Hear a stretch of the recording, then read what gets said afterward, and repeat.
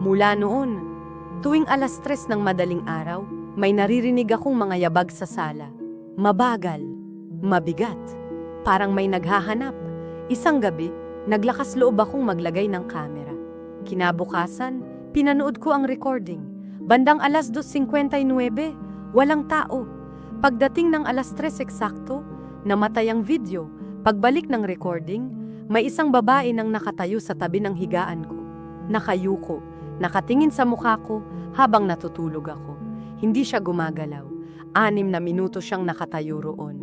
Pagkatapos, dahan-dahan siyang yumuko. Parang may ibinubulong sa tenga ko, pero wala akong narinig noong gabing iyon. Ang mas nakakatakot, pagkatapos niyang mawala, may isa pang nilalang ang lumabas mula sa ilalim ng kama. Napakahaba ng mga braso, baluktot ang katawan. At gumagapang ito papunta sa direksyon ko. Biglang natapos ang video. Sinubukan kong ipakita ang footage sa landlord. Namutla siya. Pagkatapos ay sinabi niya ang sikreto ng apartment. 20 taon na ang nakalipas. May mag-inang pinaslang sa unit na iyon. Hindi kailanman nahuli ang salarin. Simula noon, lahat ng tumitira roon ay umaalis matapos makarinig ng katok tuwing 3:00. Ang iba, hindi na umalis. Pagkatapos kong marinig iyon, agad akong lumipat.